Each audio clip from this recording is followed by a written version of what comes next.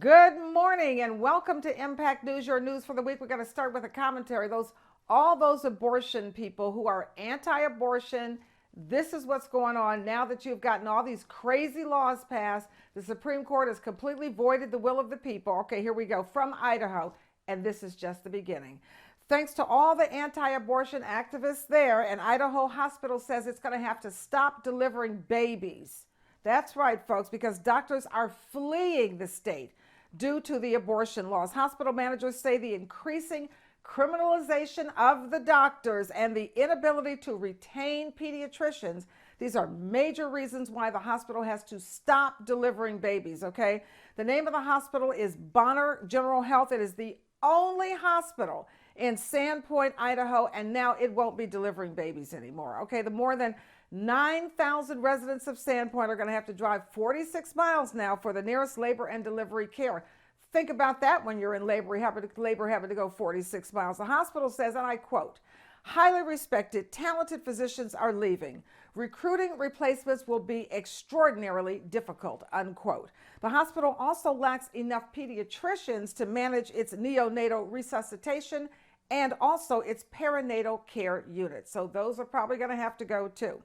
Idaho is one of 6 states that prosecutes doctors for providing abortion care. So of course, the doctors are like, I'm out. You can't blame them. And here's how much Idaho cares about women, since that's going to be their next thing. We really care about women in life, but here's how much they really care. At the same time that they are criminalizing doctors for providing abortion care, you should know the Idaho legislature is terminating its maternal mortality review committee. So first they're going to say to you, we don't care about the care of the mother. She could die because of some of these pregnancies. We don't care about the baby because the baby could die. And now we're not even going to keep any statistics on how much maternal mortality there is, because now you can't hold us accountable because you have no idea just how bad things are. Okay, that will come back to haunt you.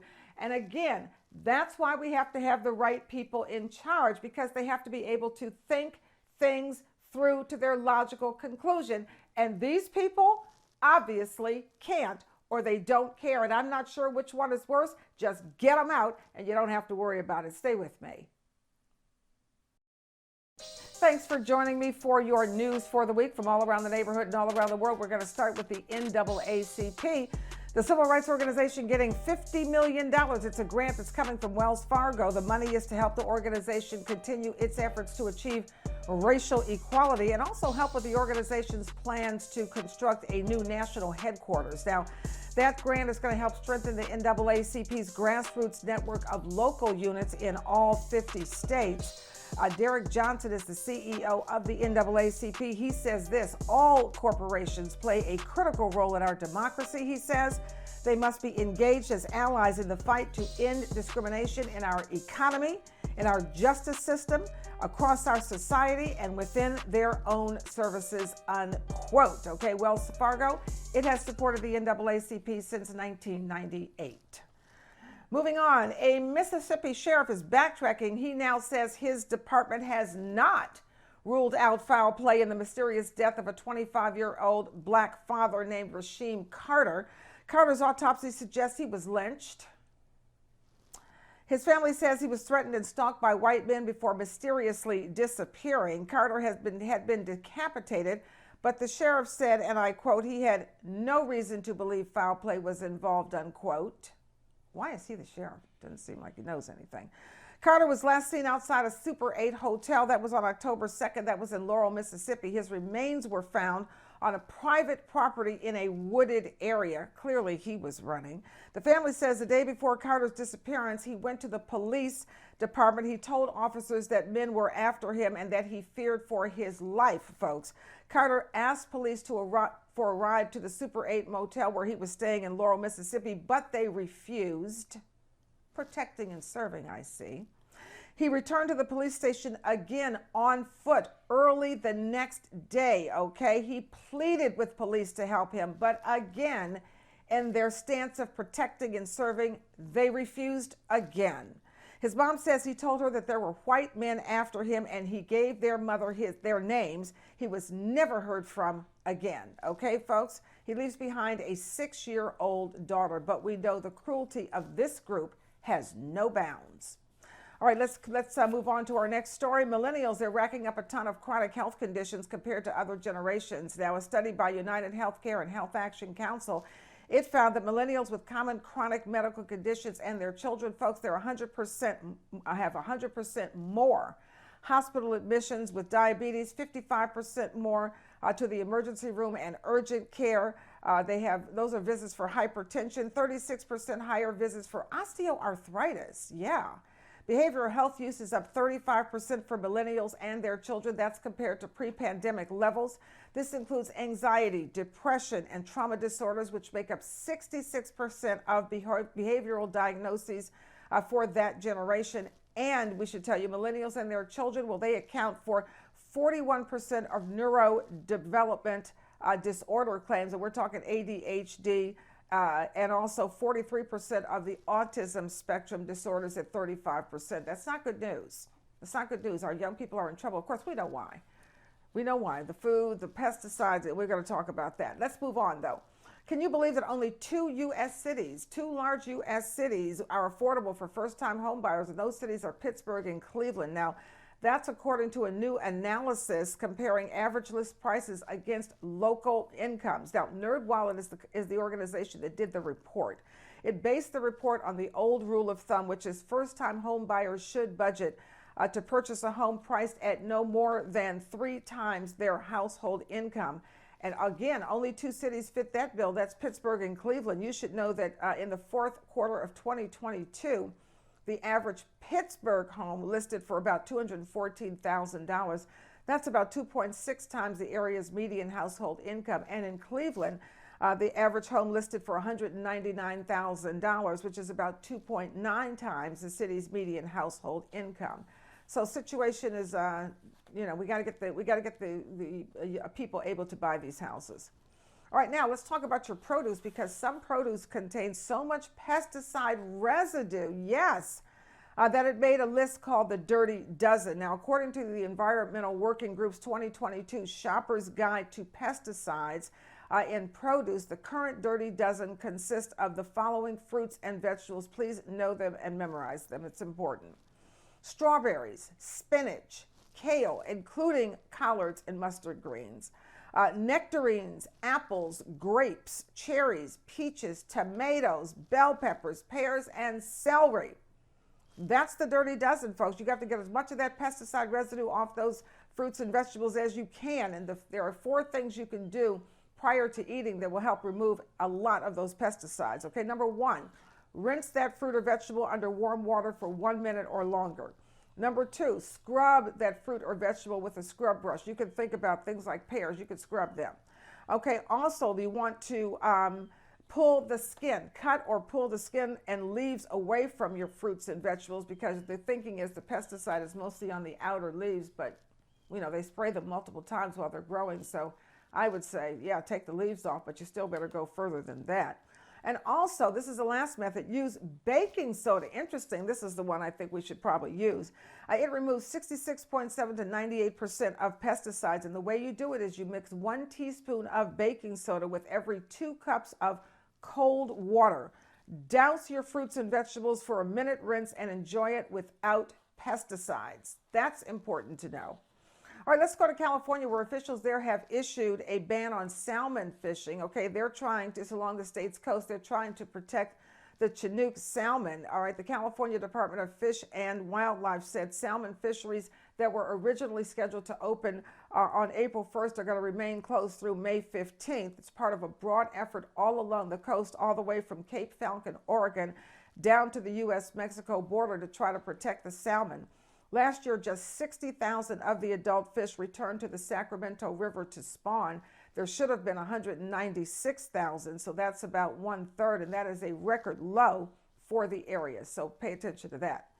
All right, let's go to the Caribbean, and then we're going to the Caribbean, but we're going to start in the UK, where Labour MP Clive Lewis, he says the UK absolutely must pay reparations to Caribbean countries for slavery.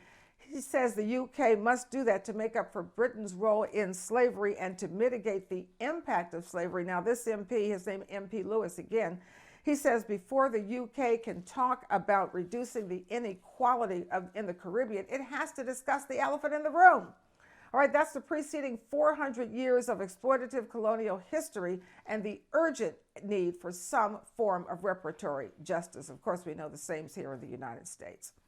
Then, did you know there was a black musician behind Elvis' biggest songs? He was forced to give up his writing credits, and he never met Elvis in person. That musician is Otis Blackwell. Guess what, folks? He was very popular. He was very talented. He wrote some of Elvis' most famous songs, including All Shook Up, Don't Be Cruel, and Return to Sender. All right, folks, as we know, Elvis' greatest controversy was tied to the origins of his sound, his lyrics, and his dance moves, always the origin in the black community. But of course, he never gave the black community any credit for anything. He derived much of his early music from black musicians. And then finally, have you ever heard of Janet Days? She had made history as the 51st person a commanding officer of Naval Station Norfolk, and she is also the first black woman commanding the world's largest naval base. Congratulations to her. Those are your stories. Stay with me. I'll be back with Ask Dr. K, the International Report, Missing, the Slave Word, and of course, the financial news. Stay with me. Here today with your slave word of the week, and the word this week is factitious, F-A-C-T-I-O-U-S, factitious. That's an adjective that means it modifies, of course, or describes that noun. It is, as we said, an adjective. Its origins are from Latin in the 17th century, folks. Okay, the definition is artificially created or developed. Okay, here's two sentences. Number one, outside the funhouse, a factitious talking horse gave instructions to those about to enter. Okay, here's another one. The second sentence, the restaurant's dim lighting is factitious and helped by enormous shades that block out the sun. Factitious, that's your slave word of the week. Of course, we know it means artificially created or developed. Stay with me. Anyone who thinks that slavery ended in the 1860s with the signing of the Emancipation Proclamation are grievously wrong. If we caught a bird, we ate through the feathers and ate the bird. We didn't have nothing to cook on. We didn't have no stove. You know who you are and who we are. We're still on that big plantation. She was bonded to them until they died. She was their slave. They said, bro, we're going to be killed tonight. Could that same white dude keep terrorists there? Or Russian spies, or the KGB, and the government wouldn't know it? No. They thought I was beat so bad that I couldn't do nothing, but I did.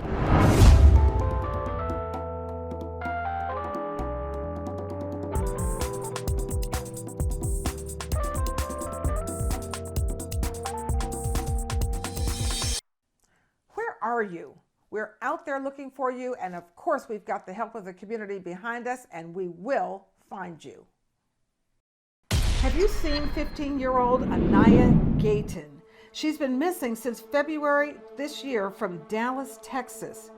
That's Anaya Gayton. She's 15 years old. She's been missing since February of this year from Dallas, Texas. Anyone having any information, please contact McKinney Police Department, and their phone number is 972-547-2700. Where are you? We're out there looking for you. And with the help of our community members, we're going to find you. Welcome back to the International Report with Dr. Inyang Ebong-Harster. Welcome, Ini. Thank you, Carol. Today, I want to talk about, you guessed it, the climate. The IPCC, that's the Intergovernmental Panel on Climate Change, has just released another seminal report telling us that we can live in the future. A livable future for us all is possible if we take urgent climate action. The report brings into focus the damages and the losses that we've experienced. Look at what is happening in California, for example. I'm talking about this because our audiences are primarily in the Caribbean, with the small island states, which are extremely vulnerable to climate change. The temperatures have already risen to 1.1 degrees Celsius, and that's above pre-industrial levels. So we've already bust through that goal. And the climate-driven food and water insecurity is increased. You see people starving across the world.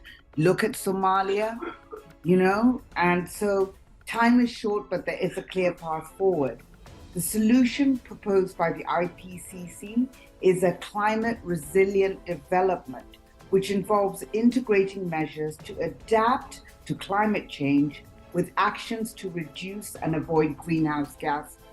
So we can take action, but I tell you what is critical in this action is the role of governments.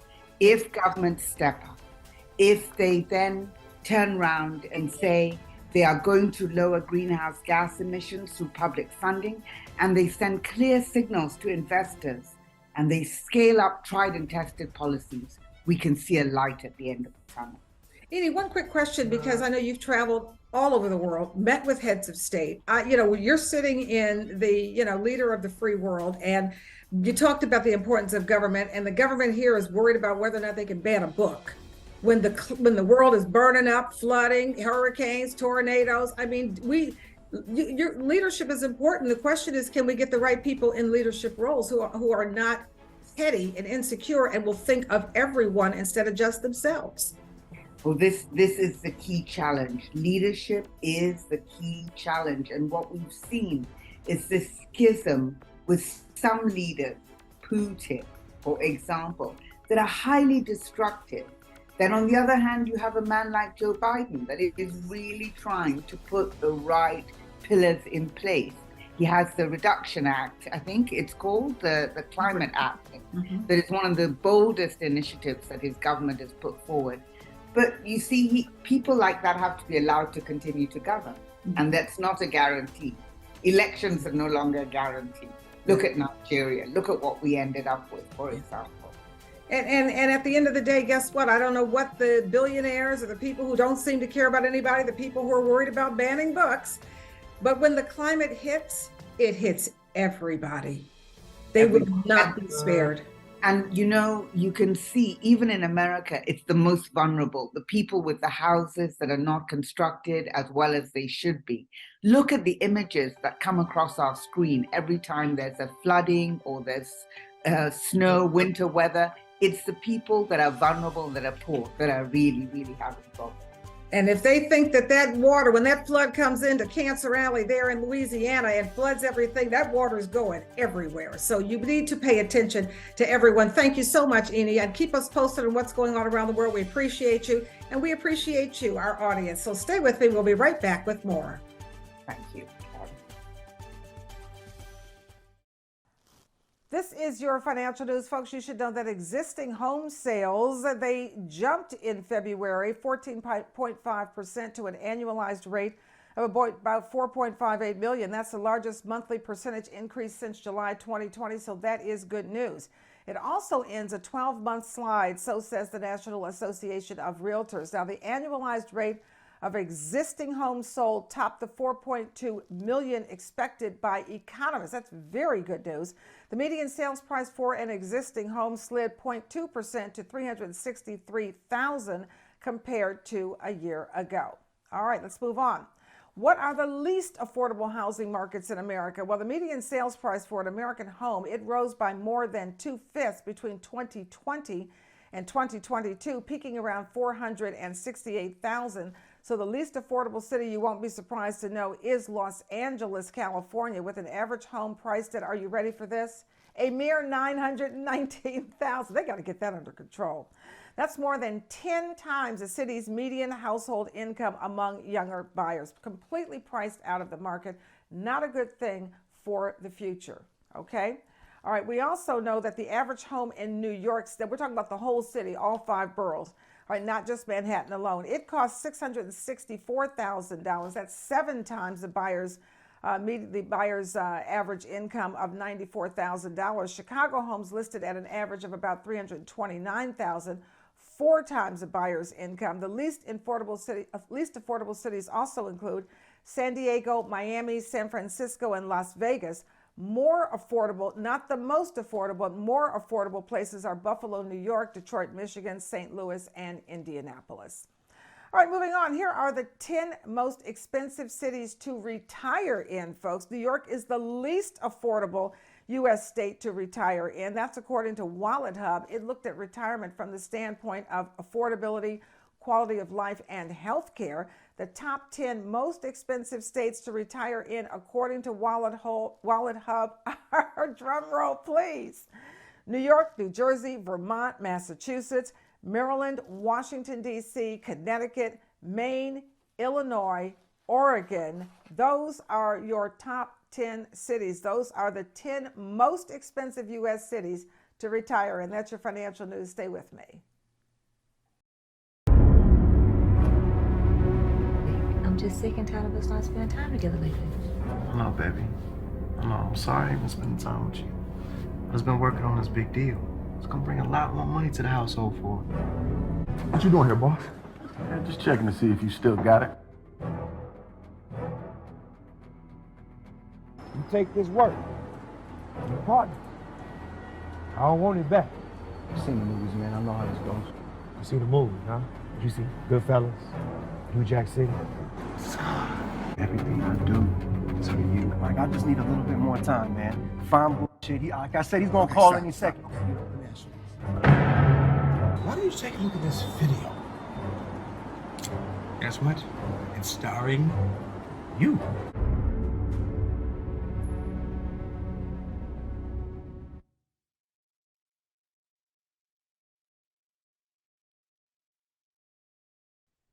Thank you for staying with us until the end of the show when we talk about your health with Dr. K. Welcome, Dr. K. I know you got us back on colon cancer all this month. I do. You know, it's March, Colon Cancer Awareness Month, and if you're from the African diaspora, this is incredibly important.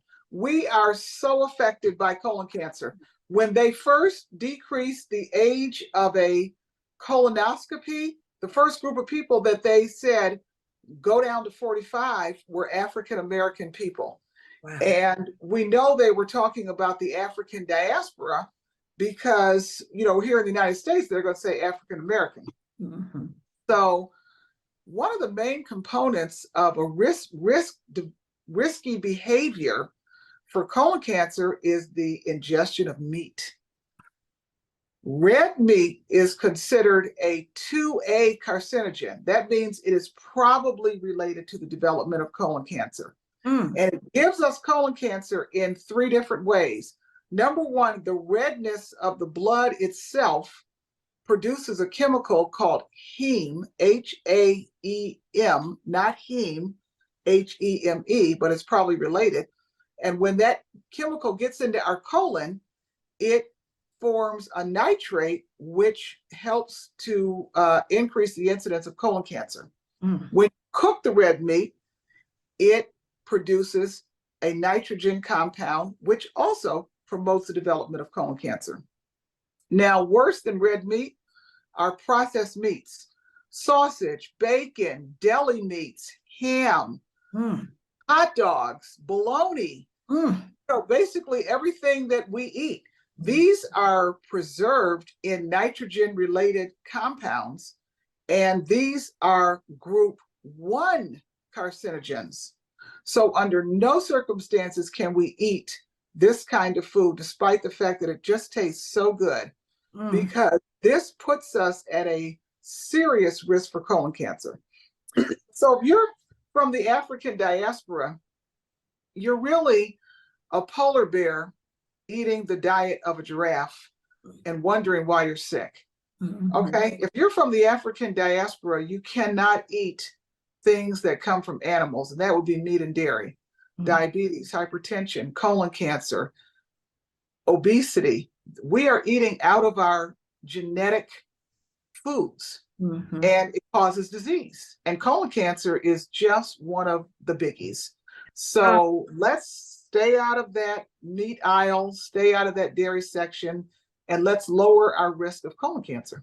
Dr. K, in about 5 seconds, if you can, give us those type 1s. Those are the ones that just don't even touch them. What are those category 1s? They're called preserved meats.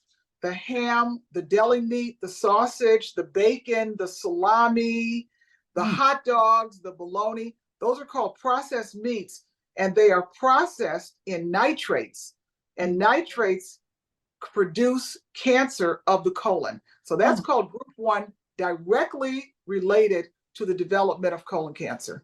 Wow. Thank you so We can do much. it, people. We can do it. And we gotta have to change do what it. we do, but we can do it. We have to, and we have to. Dr. K, Yeah. thank you so much. That's why she's here. And I hope you heard her, and I hope you listened, because otherwise a whole bunch of us are going to end up with colon cancer.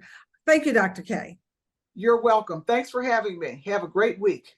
Absolutely. I'm Carol Angela Davis. From all of us at Impact News, we thank you for tuning in, and we'll be back next week with another interesting and informative edition of Impact News. Thanks again, Dr. K. Thank you.